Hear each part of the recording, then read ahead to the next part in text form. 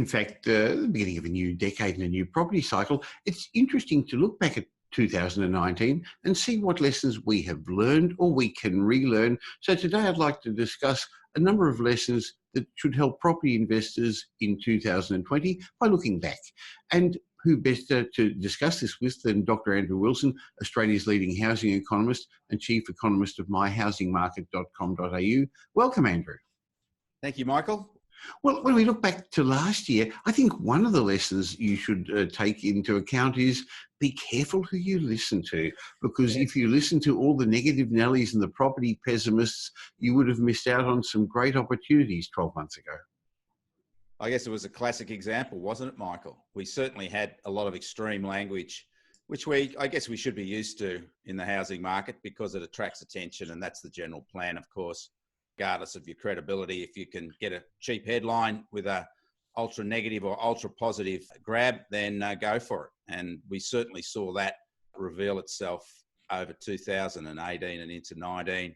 Silly predictions of 40% falls in house prices over 2019 were revealed as completely ridiculous, whereas in fact the reality was we had prices growing by maybe up to 5% over the year rather than a 40% fall. But everybody was on that doom and gloom bandwagon. Didn't really last that long because the market started to turn early in 2019. Buyers came back into the market, and of course, once the real drivers of the market, not sentiment, the real driver being lower interest rates and improved economy, and I guess those issues to do with return of the government, meaning there won't be what weren't significant changes to some of those property taxes.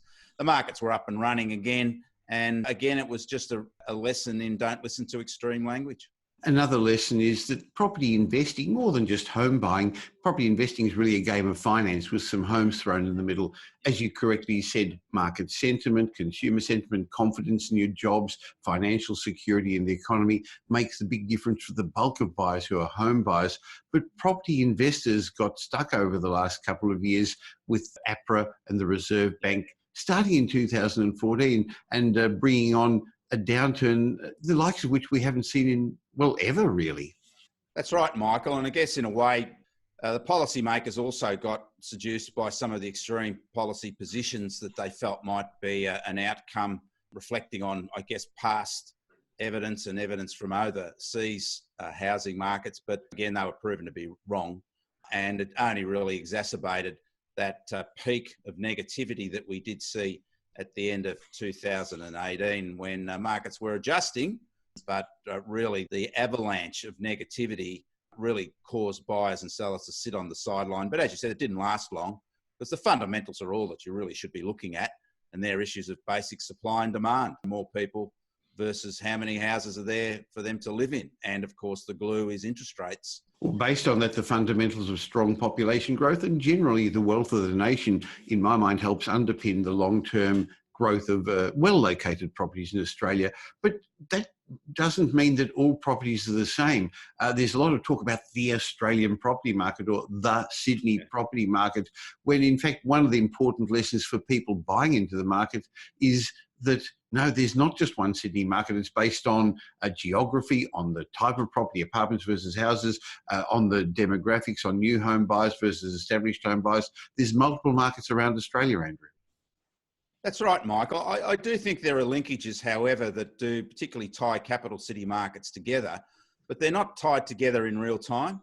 Some are laggards, some are leaders in terms of how they're performing, and that depends on the local factors such as population growth, the economy, and confidence. And so, but I think that over time, markets do tend to work together to come to the similar price outcomes in terms of their relationship between each other. But it's always difficult to find that point in time when everything is equal because things are always moving, particularly factors such as interest rates and population. I think another important lesson we got last year was expect the unexpected. There's always an X factor, sometimes on the upside, like the miracle election win, sometimes on the downside, like the prolonged US-China trade war.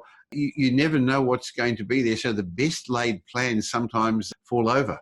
That's right, Michael, but I still think our housing markets move fundamentally on basic supply and demand issues. They can shift in terms of sentiment in the short term, And that is responses to factors, as you said, external and internal factors. But of course, volatile movements in interest rates can also affect the shorter term outcomes for housing markets. But I do believe its fundamentals are clearly that should be viewed in terms of the prospects of housing markets. And we saw that in 2018 and 19 when the fundamentals kicked in again, under supply basically, and pent-up demand was released. And we saw prices recovering in Melbourne and Sydney particularly. The couple of things you've said remind me of another important lesson. Don't make 30-year investment or home buying decisions based on the last 30 minutes of news. That's what's been happening. People are getting too excited by what they're reading when, as you say, it's the long-term fundamentals that are going to drive our property markets, and the ups and downs are being driven by emotion, investor sentiment, fear and greed, while the long-term trend is really based on the fundamentals of our supply and demand and population growth. Well, that's right, Michael. And I think in terms of the future prospects for our housing market, given the cycle will likely be a lot flatter as interest rates will be a lot flatter, I think those issues of fear and greed will start to become less important. I think you've got more confidence in human nature than I have, because I think there's always going to be people who are going to look for a shortcut, look for a quick way of getting rich, look for the next hotspot, and they're the ones that in the last cycles have been left behind. So that's probably another good lesson to learn as well. The property market isn't a get-rich-quick scheme, is it, Andrew? No, I think we're going to see the death of the hotspots, Michael, which is, again, a good thing. But the good thing about, or the positive thing about our housing market, talking about the prospects of the cycle in relation to the key driver interest rates, is that the real fundamental is we have a very solid banking system, and we can't, as in the US, overborrow or speculate on property because the banks remain quite strict in terms of their lending criteria. In fact, they've become too strict in their lending criteria, which unfortunately was a product of the Royal Commission. And we need to, I guess, unloosen a little bit of those strict lending conditions that are particularly constraining investors. Well, there's 4 good lessons that we learned or relearned or want to pass on to you for 2020, things that happened in 2019. Thanks for your time, Andrew. Thank you very much, Michael.